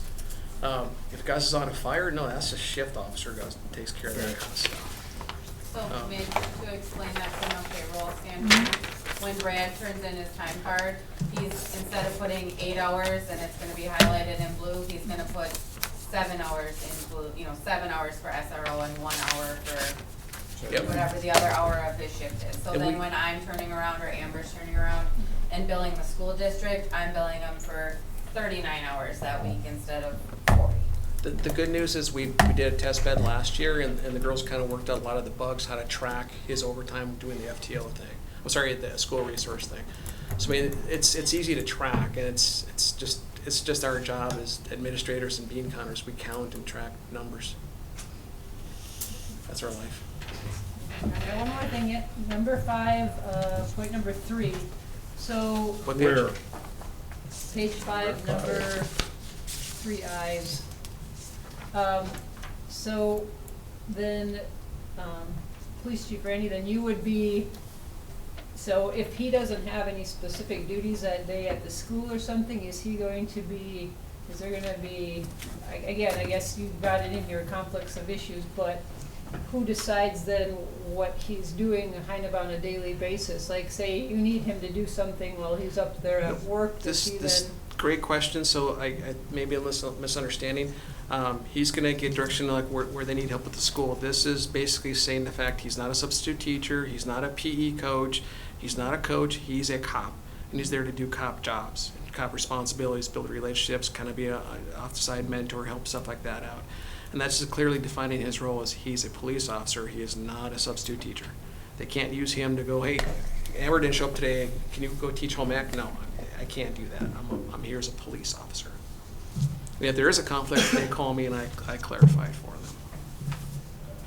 Sweet. Brad's awesome, but I want Brad teaching home ec, so. Are you also asking if Randy can use him? Like if Randy can pull him back? Right. Because we have a conflict here because Cody called in and you're Yeah, in that on case, vacation no, or that something. case, no, the way this So contract's then we written, would that go uncovered. we would go, well, I would cover it, yeah. But if you're gone, Then I pay the horrible OT thing, yeah, that bad word I don't like using, or find a part-time person. Okay, so I guess the big question then I have is, you're saying go back to the school board and treat it as 40 hours a week with add the 5%, add the True compensation the true costs. compensation cost. But if we don't know financially where we're at right now and we can't support 5 days a week, then why are we going back to them with this without numbers first, without some hard numbers to say, okay, here's actually what we can do, and then treat the contract that way? Because if you're going back to them and they have their meeting Monday night, and then they say, well, we have, you're telling them 5 days a week, but then we go back and we look at the numbers and there's no possible way we can make that work, then aren't you just giving them false hope and then they're going one way and trying to make changes and then we're coming back again I and think going that's around I think that's a again? great question, so I would just remind council again that FY '22 budget was scheduled for, and based on have that extra officer, and the tentative, and I won't get into the details, but the tentative budget for next year also has that officer figured into it. So the numbers are there, and I don't want to go For for. full-time or just for, part-time? for an extra officer, which would free up Brad to go do that. Didn't we say Um, we prefer but- that it be a full-time position, not a part-time position? Yeah. But I don't want to get into a whole Heard budget anything discussion, that's coming later this wage-wise month. in that, in this contract. That's why my question was gonna be, no, we wanna add the 5% and go with the 5. Do we further on with this contract then, because does it interfere anything with this contract with them? The last page of the contract is gonna change. Yep. Before we go back to the school, before they have their meeting, Exhibit A, page 11, 2022 is gonna reflect with a dollar amount of 5534. Correct. And then the 5% admin fee. So we almost got to amend 43. the Sorry, motion and 43. say that Sorry. we accept it with the new. You did, that I was. did. Oh, was it? Yeah, that's part of the motion. Part of the Yeah. motion. I didn't catch that. I Plus missed 55 It was 100%. 45 minutes ago, so it's. Yeah. Senior moment. I don't blame you. It was a while back. Okay, so now are we okay to do a roll call vote on the So motion? if this goes through and they go to their school board on Monday and they accept the 5543 plus the 5% overhead, then we're looking at starting this as of Yeah. what day? Well, it's, Way far down the road yet. We're not Okay, even so it's, gonna. it's not like they're gonna go back Yeah. on Monday and Right. this. We need you next week, Yeah. yeah. We have to, Yeah. it'll come back Yeah. here Back if we in. adopt it. No one signed We're it. not You got time. there yet. I Yeah. just want to make that Just 'cause perfectly we clear. agree. We have to have a memorandum of understanding with the union, is I that was correct? gonna ask the That same has to be question. all built, there's a lot of conversation that has to happen with that. Yeah. So there's a lot of moving parts yet Yeah. prior to signatures. Okay. You know how detailed my minutes are, I just make sure it is perfect. That's all right. here. When it comes to this, we wanna have it right. Okay, so now are we ready for a roll call? All right, so we have a motion by Alder Meverden to move ahead with the SRO contract to include the total or the true compensation cost of $55.43 plus the 5%. Are we keeping it as an admin fee or Overhead. overhead? Overhead. Which will detail out the uniform, the cars, trainings, et cetera. Right. That motion was seconded by Alderman Pavic, and roll call vote, ready? Mhm. All right. Pavic, Yes. Schmidt, Yes. Swedberg, Yes. Dashlet, Yes. Mehring, Yes. Lautenbach, Yes. Meverden. Yes. Okay. Motion carries. Good discussion, everybody. That's outstanding. Okay, then staying with the police department, we'll go on to the Dodge Durango. Maybe you better put while you're ahead. No break, no break. All right. You got your Switch- yes, switch yes, and gears. yes stuff. No, no, no, now. So, and I do want to say, there actually is I got an updated quote, and there's a slight difference, and it's like $88, because I changed the destination, so it's actually a little bit cheaper. So what I actually will go through, if you approve it, is a little bit cheaper than what's in your packets. It's just because I haven't delivered not to here, but to the outfitter, which saves me time driving that thing across the damn I state. think that red's gonna stick out though. Yeah, They put red on everything. I don't know. It even says black. Why do you put it? Oh, it's their standard picture. We put it on everything. Like, the resolution. Amber went through, typed this up now. The resolution's a little. I don't want to say. It's wordy. It's wordy, and the reason it's wordy on purpose because we've been down this path before. For those who have been here, where we got bit. We wanted a vehicle, we put it in the vehicle, they said, nope, sorry, it's gone. Then we found another vehicle, we put it in for that vehicle, and they said, oh, you can have this vehicle back, it's there. Oh yeah, we're all in, we ordered it, I bought the equipment for it, and then they came back and said, yeah, Dodge said that if it wasn't under construction because of chips, they canceled everything. So we got kind of stuck waiting till July 19th, September 19th. So this is kind of written so I can go forward with the true costs we have today, but just in case they pull another snafu on us saying, oh, Dodge changed their mind again, they're canceling all the orders, we can sit on this so when it becomes available and it fits into this dollar amount, we can go ahead and snag one right away. This is something that we've discussed Ad nauseum. long. This is from residual funds from last year, isn't Yeah. it? This year, No. this This year. funds. Started No, it's in This year. February, Now, if we don't January. spend it, we'll roll it over to next year whenever one comes available, but and you know, they say, you know, hope's not a course of action, but in this case, it kind of, hopefully this goes through, everything good. Motion to approve. Second. Okay, would you do a roll call on that, Aaron? Okay, so I have a motion to recommend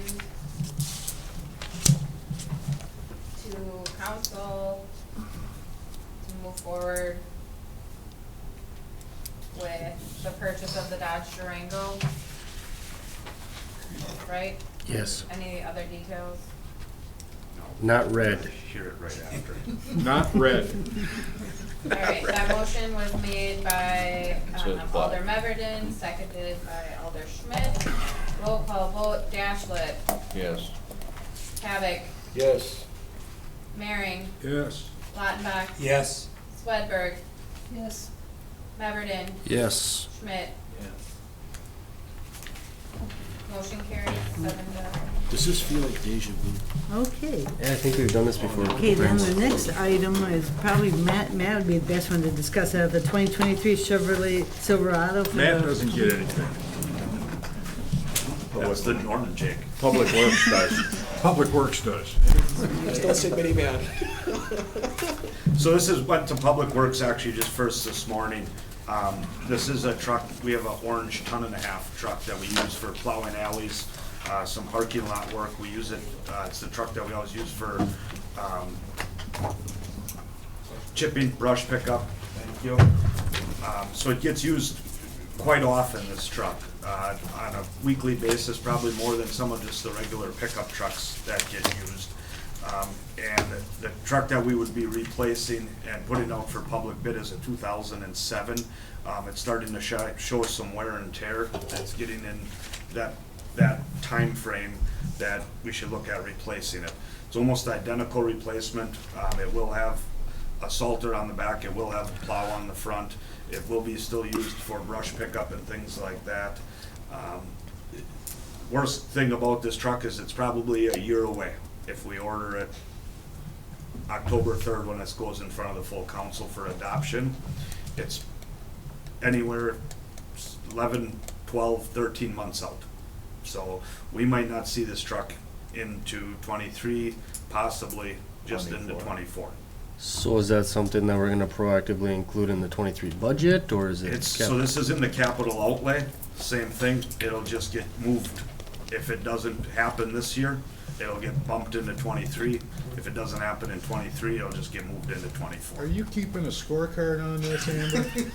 That's why we have the 5-year capital improvement plan. So this is Okay. actually in the capital improvement plan for Right. this year. What we're starting to see, like we did with the ambulance, you have to pay up front. Randy kind of finagled, I'm not sure how he managed it, but the Durango doesn't have to be paid up front. But this will have to, at the bare minimum, have 50% down payment on it. Should we have Randy negotiate for Public Works? My vehicle got It's not canceled so much twice, I'm the just gonna truck say. itself. So what happens is, And it could be 3 times, yeah. what happens is, the chassis gets ordered, right? When the chassis comes in, if they wait till the actual truck comes in to start to build it out, and then they order this stuff, you could be waiting another 5 or 6 months for that stuff to come in to finish the build out of the truck. The dump box, the salter, the add-ons to just the truck and chassis itself. What they're asking for now is because of these long time delays, and you don't know when these chassis are coming in, if you order it, you at least pay for half of all the box, the salter, so they can order it. They have to actually physically sit on that inventory till the chassis comes in. It's for the material. Correct. I'll make a motion, we buy the truck. Second. So we have a motion, do we have a second? Yeah. Second by Lee. Okay. Just quick question. Amber, as far as Red too. purchasing outright or including in one annual budget year versus utilizing capital outlay, what's the terms as far as how long does that, what advantage do we have to using capital outlay funds versus just including it in a bottom line general ledger budget of the Public Works Department? This is all coming from capital, because it's a big purchase. We don't have enough funds in the operating maintenance budgets to Okay. cover it. But if That's, we had leftover money at the end of the year, you could put it towards this, if it had enough to buy the whole truck, you could do that. Yeah. Yes. So our fund balance policy says that we're gonna maintain a certain level of fund balance. Anything above that will first and foremost go towards capital. So we're putting it towards one level. all right, whatever's left over is gonna get put back in anyways. All right. Yeah. Thank you. Offset That's all. Okay, well, we have a motion second, so could we do a roll call on this one? Mehring, Yes. Dashlet, Yes. Lautenbach, Yes. Schmidt, Yes. Meverden, Yes. Swedberg, Yes. Havoc. Yes.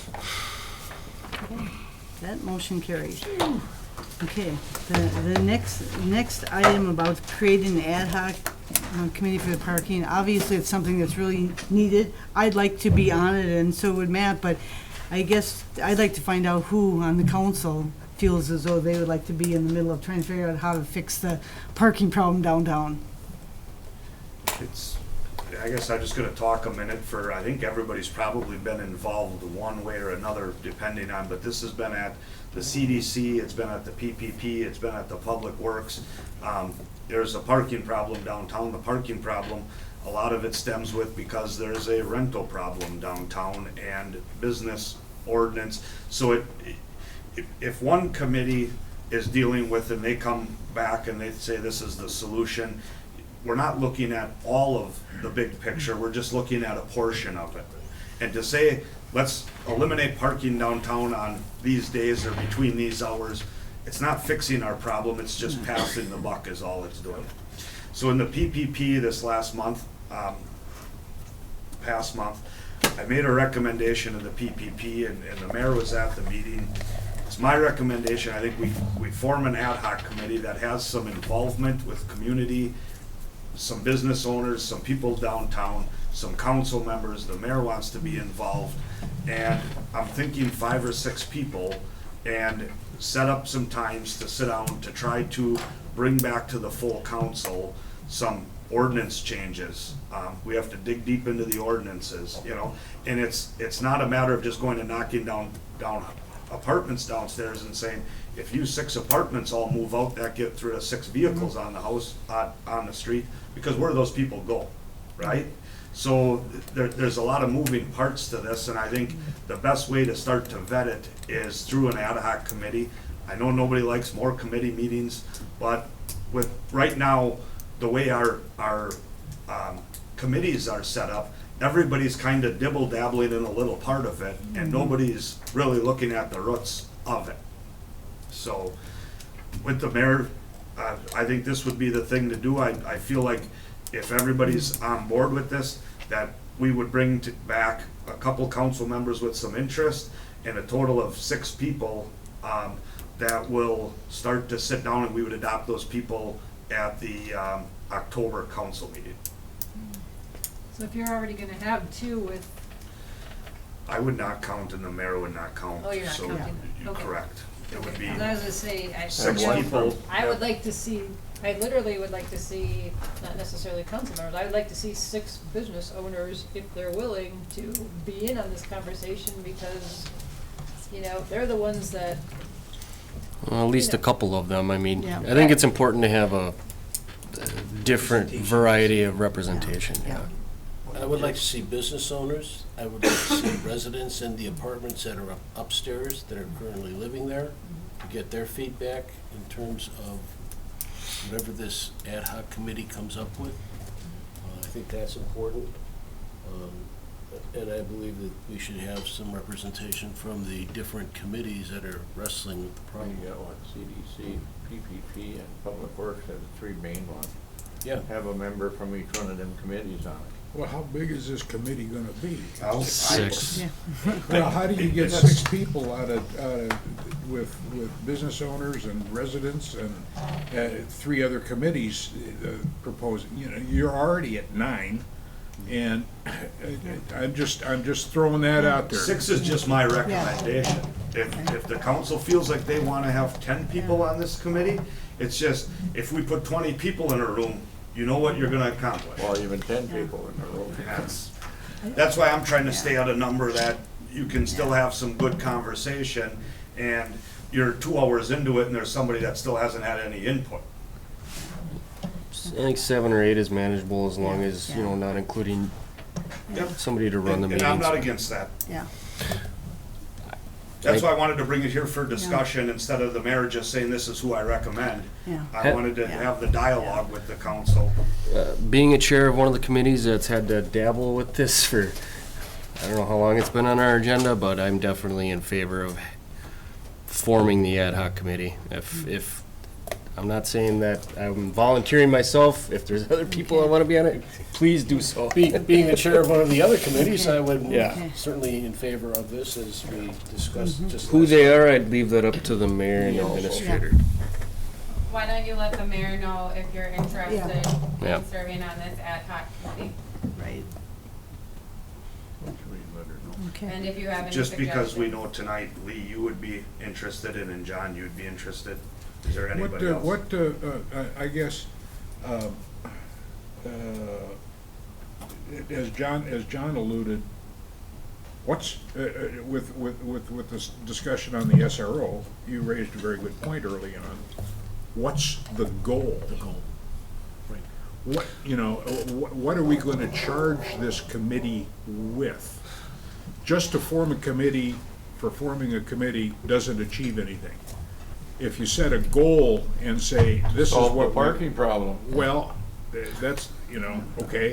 They come back and they say you gotta put in a 3-deck parking garage somewhere. The mission statement or goal is something that would be established on the You first really think meeting, that it's gonna happen? right? You never know. Right. What?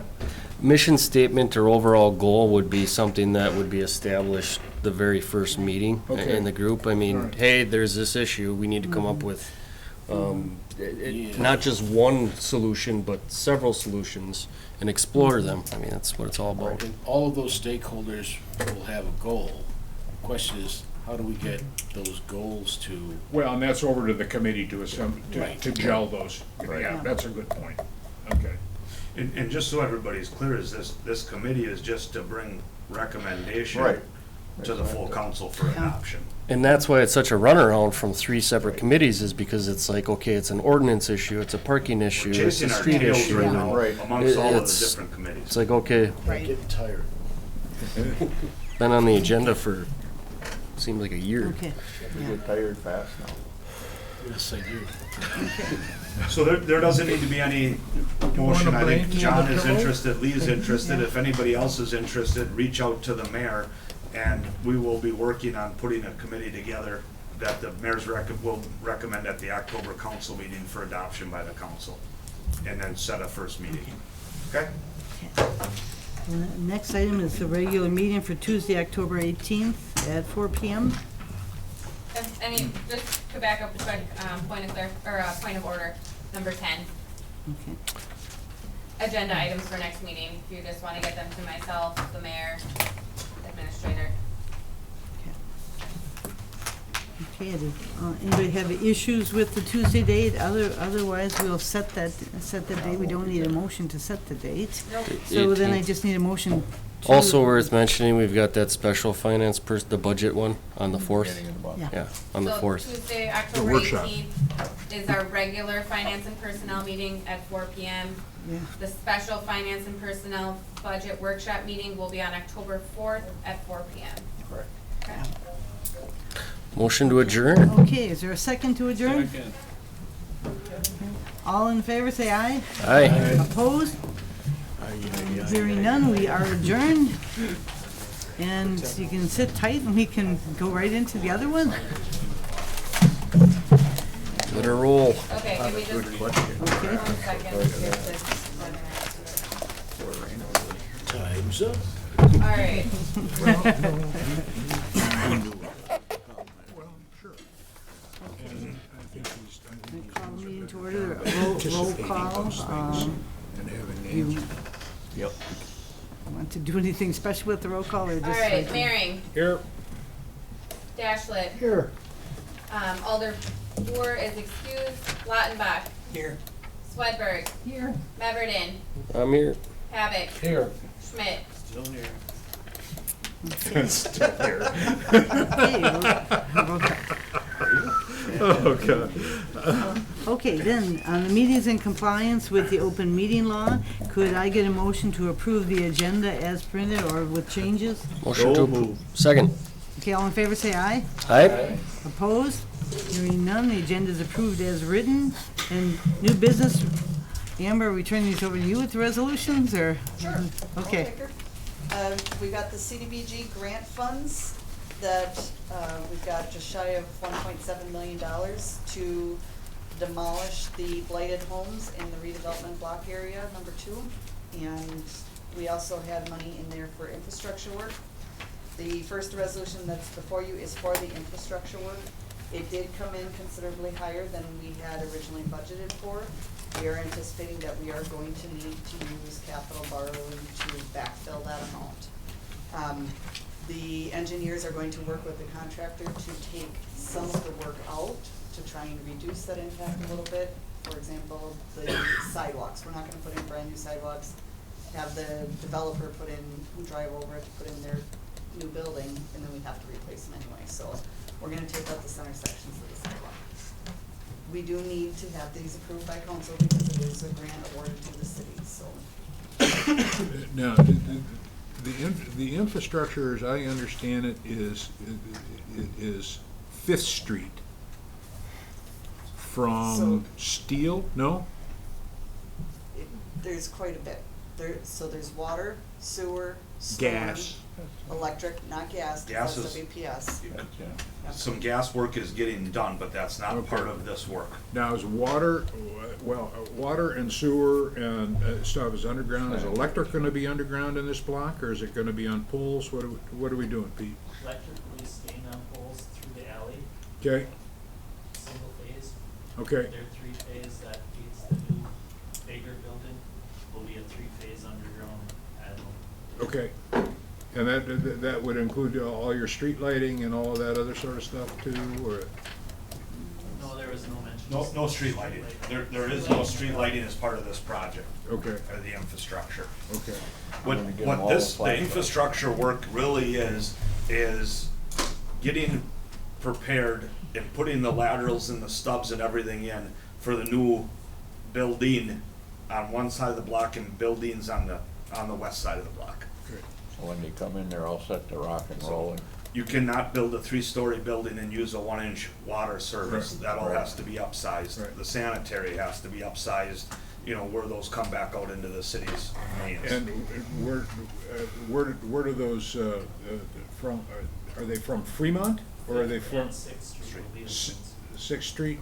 All right, so it's coming up 5th from and 6th. Sixth. Fifth and Sixth, both sides, but where does it run toward, the treatment facility, or does it run toward Fremont? How much of that are you gonna have to rip up? Are you talking about the water? Or Yeah, water and the sewer. water runs Everything goes. each direction. The Yeah. project area is between 5th and 6th and Steel and Clark. That's Okay, it. all right. Right, just that block. Yeah, That- nothing is coming up towards Fremont. The whole city block, more or less, all 4 sides of it, Jake, will have some work, whether it's water, sanitary, or storm sewer, or all of the Or above. down the alley or whatever. Or some work down Okay. the alley, that is correct. All right. And this alley staying and they're. The alley is stained, They're building on each side of the alley. that is correct. Does it meet the same? And that was, we talked about that, this morning, is the buildings are 0 lot line right on the sidewalk. With- They won't be right on the sidewalk, there's some green But space all the way essentially, around. but- yeah. And the alley is going to be used for parking access underneath the building. That is correct. All right, okay. Do you need a motion for this? Okay, Yes, needs to be adopted. So moved. Second. okay, would you do a roll call on that? Okay, so we have a motion on the floor to adopt resolution 1137-2022, a resolution accepting bids and awarding a contract for the infrastructure work to be done in redevelopment area number 2. That motion was made by Alder Schmidt, seconded by Alder Pavic. Pavic, roll call. So, sorry, you're first. Pavic. Yes. Schmidt. Yes. Swedberg. Yes. Dashlet. Yes. Mehring. Yes. Lautenbach. Yes. Meverden. Yes. That motion carries. And go on to the next resolution.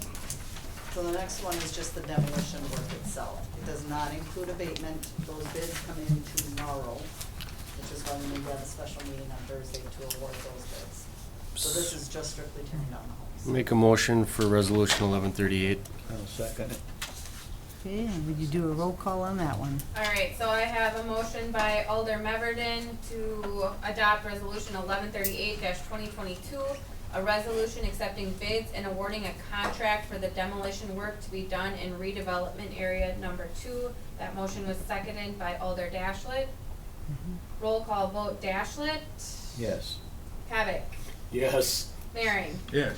Lautenbach. Yes. Swedberg. Yes. Meverden. Yes. Schmidt. That's a hell of a way to spend $1 million. Okay, that motion Oh, carries. that was fun. Then we're on to the resolution for the squad car. So moved. Second. Okay, would you do? All right, so I have a resolution authorizing the purchase of a Dodge Durango Police Squad. That's resolution 1139-2022. That motion was made by Alder Schmidt, seconded by Alder Meverden. You want a roll call vote? Roll call on that one also. Mehring. Yes. Dashlet. Yes. Lautenbach. Yes. Schmidt. Yes. Meverden. Yes. Swedberg. Yes. Pavic. Yes. Okay, that motion carries. The next item is mayor's appointment to the utility commission.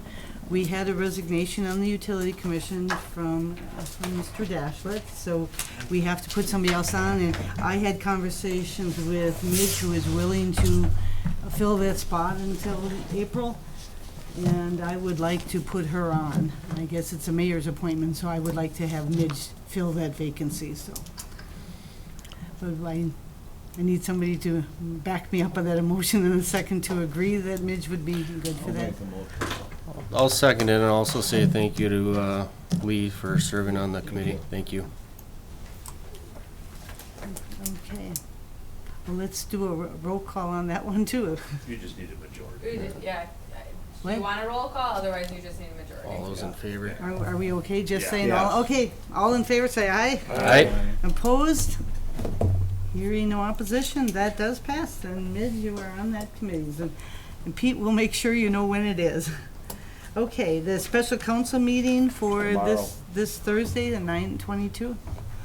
So, most of you, hopefully all of you have seen an agenda that came out earlier today. We kind of did a quick poll to see if people could make it at 3 p.m. tomorrow.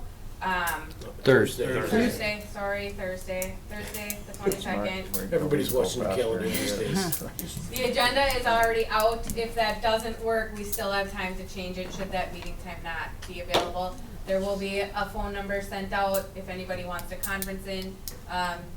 They don't think it'll be a very long meeting based off of it's just the resolution like we did earlier for the the demolition and the It's gonna take infrastructure. This is just for the 5 asbestos. minutes for the abatement. So if anybody, who can Thursday at 3 o'clock call in? I will be on the call-in. You'll be on the call in? No, Yes. I'll be here. You'll be here in person. Lee, you cannot be here. You can be here in person. I'm not sure. You can be either here or on the call-in. I'll be here in person. You'll be here in person. I can be here unless I get held over. Oh, no, yeah, Thursday, right. And you're gonna call, okay. And, Alderman Moore wasn't sure, he's gonna try and call in if he can, but he's, So we'll have enough anyway. That's Okay. just my only I- concern. It's gonna take 5 minutes. It's gonna be a resolution just like you adopted the last two of them. Is there a reason why that one, the bids came in later? Yeah, because we had to have Eagle, we had to have them get into every single house and actually pull samples, pull down pieces of the wall, check the pieces of siding, send in samples, okay? It's pretty physical to go in and check all of this stuff, Well, there was people living in these houses, we couldn't have went in there and did that.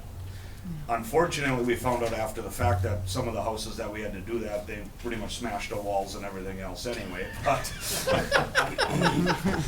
We could've gave him $20 and sent them for lunch. 'Cause it's free. Does that make it friable? Yeah, so we had to get everything so we could get going. We tried to get out everything at one time, obviously it didn't happen with the abatement portions of it.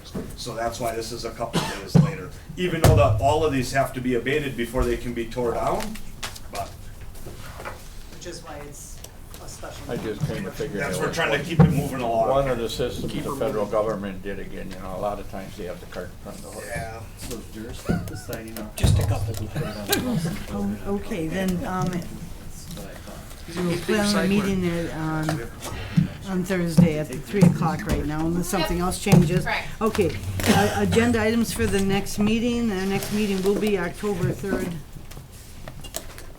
So if you would get that to Aaron, if you have anything you need to add to that agenda. Okay, is there anything else to come before this committee? I'll Not, make a motion to adjourn. Okay, all in favor, say aye. Opposed? Hearing none, we are adjourned. They must